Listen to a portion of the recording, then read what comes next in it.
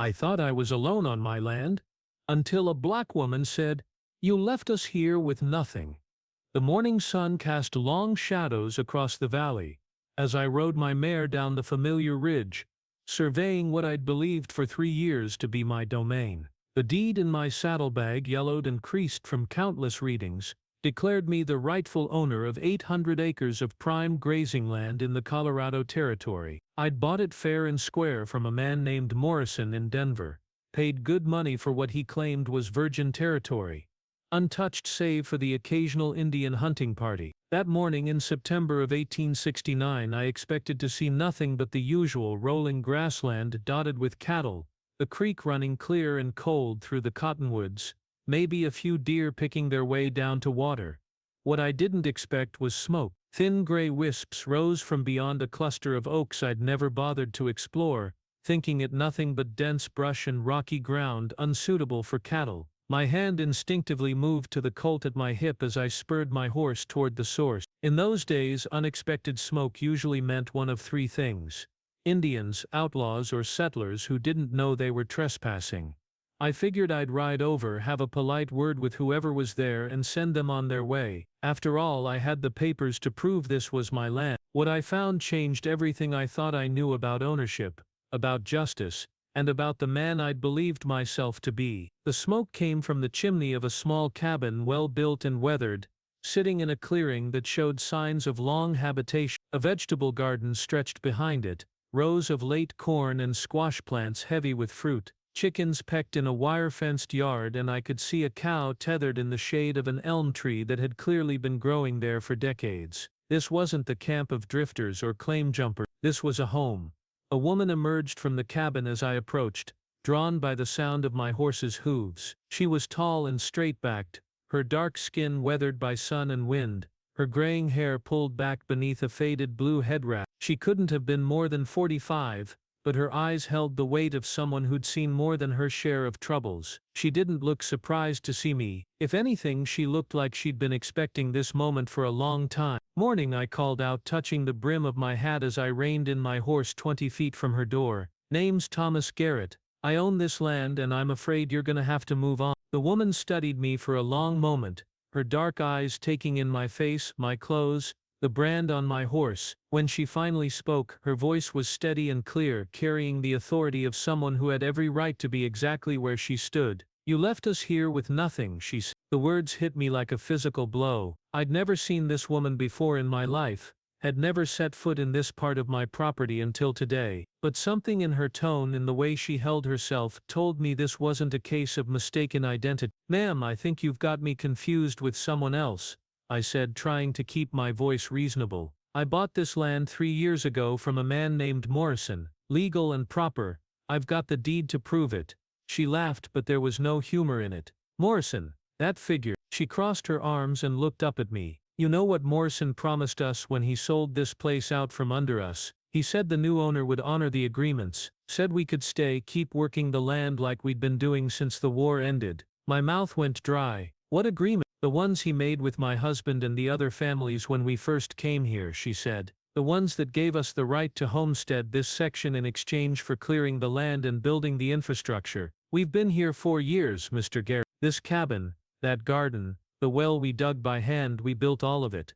I dismounted slowly, my mind racing. Morrison had never mentioned any existing settlements, any prior agreements. The deed described the land as unimproved and unoccupied, but the evidence of long habitation was all around me, too established, too permanent to be recent. "Where's your husband now?" I asked. Her jaw tightened. "Dead. Along with most of the other men, killed trying to protect our cattle from rustlers last spring. The few families that were left packed up and moved on when the food ran out. Couldn't make it through winter alone." She gestured to the small homestead around us. "Just me and my boy left now." As if summoned by her words, a young man emerged from behind the cabin, an axe in his hands and wariness in his dark eyes. He looked to be about 16, tall and lean like his mother, with the same steady gaze that seemed to see right through me. "This him, Mama?" the boy asked, not taking his eyes off me. "This is Mr. Garrett, Samuel, the man who owns our home now." The weight of those words settled on me like a stone in my chest. I'd come here expecting to deal with simple trespassers, But the reality was far more complicated. These weren't squatters, they were people who'd been betrayed, abandoned, and left to survive on what they'd believed was their own land. "What's your name, ma'am?" I asked, quietly. "Ruth Washington," she replied. "This is my son Samuel. We're the last of what used to be 12 families who came here after the war looking for a fresh start, looking for a place where we could work our own land and raise our children free." The word free hung in the air between us, carrying more weight than I'd ever understood before. These were formerly enslaved people who'd come west with nothing but hope and the promise of land to call their own, and that promise had been broken. I looked around the homestead again, seeing it with new eyes. The cabin was solidly built, chinked tight against winter wind. The garden was laid out with the kind of careful planning that came from years of experience feeding a family. The whole place spoke of people who'd intended to stay, who'd put down roots they'd expected to grow deep. "Mr. Morrison never told me about any of this," I said finally. "Never mentioned there were families already here." Ruth's laugh was bitter. "Course he didn't. Easier to sell improved land if you don't have to explain that the improvements came at someone else's expense." She paused, studying my face. "But that doesn't change the fact that you paid for it, does it? Doesn't change that you have the paper that says it's yours." She was right, and we both knew it. In the eyes of the law, I was the legitimate owner. The deed was legal and binding, regardless of whatever handshake agreements Morrison had made with people who had no legal standing to make such deals in the first place. But standing there in the clearing they'd carved from wilderness, looking at the home they'd built with their own hands, the law felt like a poor measure of what was right. "How much land were you promised?" I asked. 40 acres, Samuel spoke up for the first time. "Morrison said we could have the section by the creek, from the oak grove to the big rock outcropping. Said all we had to do was clear it and make it productive." I knew the area he was describing. It was some of the best land on the property with good water and rich soil. It was also a significant portion of what I'd paid for. "And you cleared it? Built all this?"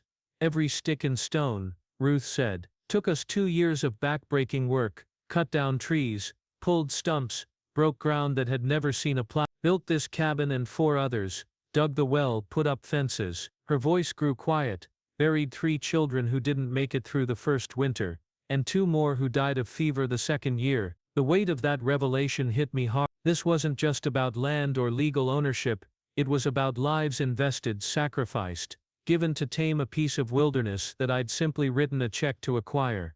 I tied my horse to a fence post, and sat down heavily on a tree stump that had clearly been used as a chopping block. Ruth and Samuel watched me, neither hostile nor welcoming, just waiting to see what kind of man I was going to prove to be.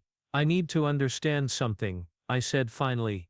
"If Morrison promised you this land, why didn't you file a homestead claim? Make it legal?" Ruth's expression darkened. "You think we didn't try? You think we didn't know about the Homestead Act?" She shook her head. "The land office in Denver, they had their ways of discouraging our kind from filing. Papers got lost, fees suddenly increased, requirements changed overnight. And out here, even if we had managed to file, who was going to enforce it? Who was going to stand up for black homesteaders against white claim jumpers?" The ugly truth of her words settled in my gut. I'd grown up in Kansas, had seen enough of the world to know that the promise of freedom after the war hadn't translated to equality, but I'd never had to confront it so directly. Never had to face the human cost of a system that worked in my favor simply because of the color of my skin. "Morrison knew all this," Ruth continued. "Knew we couldn't make it legal, so he made us promises he knew he could break whenever it suited him. And when someone with ready cash came along," she shrugged.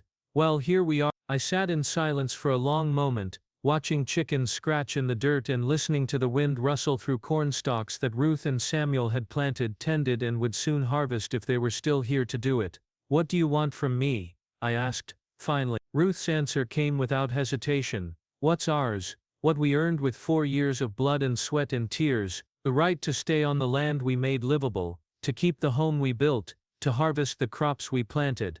And if I say no, if I tell you the law's the law and you have to leave," her jaw set firm, "then we'll leave, because we're not fools, Mr. Garrett. We know how this usually ends for people like us, but don't expect us to be grateful for whatever scraps you might throw our way, and don't expect us to forget what was taken from us." I looked at Samuel, who had remained silent through most of our exchange. "What about you, son? What do you think?" The young man straightened his shoulders. I think my mama and the others built something good here and it got stolen from them. I think you seem like maybe you're not a bad man, but that doesn't change what happened. And I think," he paused, choosing his words carefully, "I think if you're really the owner now, you got a choice to make about what kind of owner you're gonna be." His words hit home harder than any accusation or plea could have, because he was right. I did have a choice. I could insist on my legal rights, evict them and go on with my life knowing I'd acted within the bounds of the law, or I could try to find a way to make things right even if it cost me something. The sun was climbing higher and I could feel sweat beginning to bead on my forehead. In the distance I could see some of my cattle grazing peacefully, unaware that their owner was having his world turned upside down by a conversation in a clearing he'd never known existed. "Can I see the deed Morrison showed you?" I asked. "The agreement he made?" Ruth shook her head. "Never put it in writing, said his word was good enough and we were too eager to believe him." Her voice grew bitter. "Should have known better. Should have known that promises made to people like us don't have much weight when money's involved." I pulled my own deed from my saddlebag and spread it out on the makeshift table beside the cabin door. Ruth and Samuel gathered close to look at it and I pointed to the legal description of the property boundaries. "According to this, I own everything from the North Ridge to the creek, from the old Indian Trail east to the state line. That includes this section you're on." "We know," Ruth said quietly. "Morrison showed us a map before he left. Made sure we understood that we were at your mercy now." The cynical calculation of it made my stomach turn. Morrison had deliberately put these people in an impossible position, knowing they had no legal recourse, no way to fight back. He'd collected money from me for unimproved land while leaving Ruth and Samuel to face the consequences of his betrayal. I folded the deed and put it away. "Morrison's long gone, I suppose. Left for California the day after he met you in Denver, according to what we heard. Samuel probably knew you'd come looking for him once you found us." "Smart man," I said, though there was no admiration in my voice. "Probably not the first time he's played this game." I stood up and walked to the edge of the clearing, looking out over the land that was legally mine but felt increasingly like it belonged to someone else. The more I learned about how I'd come to own it, the less legitimate my claim felt. Behind me I could hear Ruth and Samuel talking quietly, probably trying to figure out what my next move would be. I was trying to figure out the same thing. The practical part of my mind laid out the situation clearly. I'd paid good money for this land, had planned to build my own ranch here, maybe start a family someday. I had cattle to feed and a living to make. Giving away 40 acres of prime land to satisfy someone else's broken promise would cost me thousands of dollars I couldn't afford to lose. But there was another voice in my head, quieter but insistent. It sounded like my father, who died fighting to end slavery, telling me that sometimes the right thing and the legal thing weren't the same. It sounded like my mother, who'd raised me to believe that a man's worth was measured by how he treated people who couldn't fight back. When I turned around, Ruth was watching me with an expression I couldn't quite read. Not hopeful, exactly, but not resigned either, like she was waiting to see which man I was going to choose to be. "I need time to think," I said. This isn't what I expected when I rode over here this morning." "Time's something we don't have much of," Ruth replied. "Winter's coming, and if we're going to leave we need to do it soon. Can't take the cabin with us, but the livestock and tools," she shrugged. "Whatever we can't sell we'll have to abandon." "Where would you go?" "Wherever folk like us can go," she said simply. "Maybe Kansas, maybe further west. Haven't decided yet." The casual way she talked about starting over, about walking away from everything they'd built, struck me as incredibly brave and utterly heartbreaking at the same time. This was their home, the only one Samuel had really known, and they were prepared to leave it all behind rather than beg for the right to stay. "Give me 3 days, I said finally. 3 days to figure out what's right here." Ruth nodded slowly. 3 days then. "But Mr. Garrett, don't spend those 3 days trying to find a way to feel good about taking what's ours. Spend them deciding whether you're the kind of man who can live with that." I mounted my horse and rode back toward my own cabin, my mind churning with questions I'd never had to ask myself before. What did it mean to own something? Was possession really 9/10 of the law when that possession came at someone else's expense? And what kind of man was I really when faced with the choice between my own interests and someone else's fundamental fairness? That night I barely slept. I kept thinking about Ruth's words, "You left us here with nothing," and the way she'd said them, not angry, not pleading, just stating a fact that had shaped her life for the past 3 years. The next morning I rode into town to see what I could learn about Morrison and his dealing. What I found didn't surprise me, but it made my decision clearer. Morrison had been working the same scheme for years. It turned out he'd convince freed slaves and other desperate families to settle on land he claimed to own or control, let them do the hard work of improvement, then sell out from under them to buyers who never knew about the original inhabitant. Smart as a whip and twice as crooked, the bank president told me over coffee. Always stayed just inside the law, technically speaking. Can't prove he ever made written promises he didn't keep, and the word of colored folk don't carry much weight in court anyway. The casual racism in his voice made my jaw clench, but I needed information more than I needed to pick a fight. How many times has he done this? Oh, half a dozen that I know of personally, probably more. The banker leaned back in his chair. You having problems with squatters on your land, Tom? Something like that. Well, don't let sentiment get in the way of business, he advised. These people, they'll take advantage of kindness. Give them an inch and they'll take the whole property. Best to clear them out quick and clean. I left town feeling sick to my stomach, not just from what I'd learned about Morrison, but from the casual way good men could discuss human beings like they were obstacles to be removed rather than people with rights and feelings and dreams. The second day I spent time going through my finances, trying to figure out what I could afford to do. The numbers weren't encouraging. I'd put most of my savings into buying the land and getting my cattle operation started. Giving away 40 acres would mean giving away a significant portion of my investment, money I might never be able to replace. On the third day I rode back to the clearing where Ruth and Samuel were waiting for my decision. They were loading a wagon when I arrived, packing up their belongings with the methodical efficiency of people who'd been forced to start over before. Ruth looked up as I approached, but didn't stop working. You're early, she said. Gave you till sunset. I made up my mind, I said, dismounting. But first, I want to ask you something. If we could work something out, what would you want? What would make this right? Ruth straightened up, studying my face. You asking what we'd settle for, or what we actually want? What you actually want? She was quiet for a long moment, glancing at Samuel, who had stopped loading the wagon to listen. We want what Morrison promised, she said finally. 40 acres to call our own, the right to stay in the home we built, and the chance to make a living from the land we improved.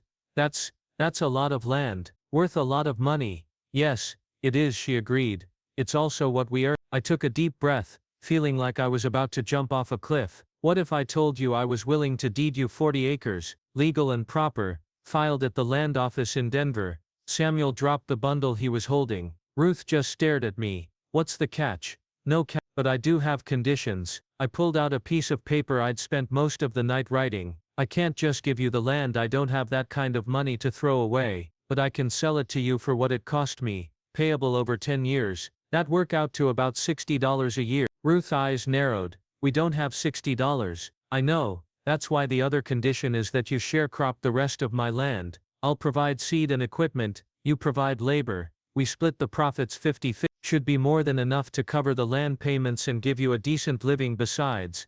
They stared at me in silence for a long moment. Finally Samuel spoke up. You're serious? You'd really do that? I'm serious, but I want something in return, something more than just the work. I looked directly at Ruth. I want you to teach me what you learned from clearing this land, from surviving out here when most folks would have given up. I've got a lot to learn about making a go of it in this country, and you've got knowledge I need. Ruth's expression softened slightly. You're talking about a partnership. I'm talking about doing what's right, I said. Maybe not what's legal or what's profitable, but what's right. She walked over to the wagon and sat down heavily on the tailgate, her hands folded in her lap. Samuel moved to stand beside her, one hand on her shoulder. Why? She asked quietly. Why would you do this? I thought about all the easy answers I could give about Christian charity, about justice, about doing unto others. But the real answer was simpler and more complicated than any of those. Because you're right, I said. Because you were here first. Because you built this with your own hands. Because you've earned it. And because I can't build something good on a foundation of someone else's life. Ruth nodded slowly, tears forming in the corners of her eyes. And if we can't make the payments, if the crops fail or we can't hold up our end, then we'll figure it out together, I said. Partners do that for each other. She stood up and extended her hand. All right, Mr. Garrett, let's see if a black woman and a white man can make a go of it in Colorado territory. I shook her hand, and Samuel's after that, sealing a deal that would change all our lives in ways I couldn't begin to imagine. That was the beginning of the Washington Garrett Ranch, though we didn't call it that for the first few years. It was just three people trying to make a living from difficult land in a harsh country, learning to trust each other despite coming from different worlds. Ruth taught me about reading weather patterns and soil conditions, about which crops would thrive at our altitude and which animals could survive the winters. Samuel turned out to have a gift for working with horses that made our operation more efficient than I'd ever dreamed possible. In return, I used my connections in town to get fair prices for our crops and cattle, to navigate the legal and financial systems that had been designed to keep people like Ruth and Samuel at a disadvantage. It wasn't easy. There were neighbors who didn't approve of our arrangement, creditors who questioned my judgment, officials who made things difficult just because they could, but we made it work, year after year, through droughts and early frosts and cattle rustlers and all the other challenges that came with frontier life. 5 years later, when Samuel married a teacher from Denver and Ruth became a grandmother, when our ranch was one of the most successful in the county, I realized something important. I hadn't lost anything by sharing that land. I'd gained more than I could have ever built alone. The deed to the 40 acres now sits in Ruth's possession, legal and binding, filed proper at the land office with no conditions or limitations. It's her land, as it should have been from the beginning. Sometimes I think about Morrison, wherever he ended up, and wonder if he ever looks back on what he did with any regret. Probably not. Men like him don't usually waste time on such thought. But I also think about my father, and what he'd say if he could see what grew from the choice I made that September morning. I think he'd be proud that his son learned the difference between owning something and deserving it, between legal right and moral right. Most of all, I think about the words Ruth spoke when I first rode into that clearing. You left us here with nothing. She was wrong about one thing, I hadn't left them there, but she was right about the nothing part, right about the abandonment and betrayal that had shaped their lives. What I learned that day and in all the years since, is that sometimes the most important thing a man can do is choose not to be the person someone else's actions tried to make him. Sometimes the most valuable thing you can own is the knowledge that you earned what you have, and that nobody else had to lose something for you to gain it. The land is still here, still productive, still home to the Washington family and their and every morning when I ride out to check on the cattle, I remember the choice I made and the partnership that grew from it. It wasn't the easy choice, or the profitable choice, or the legal choice, but it was the right choice, and that I've learned, makes all the difference.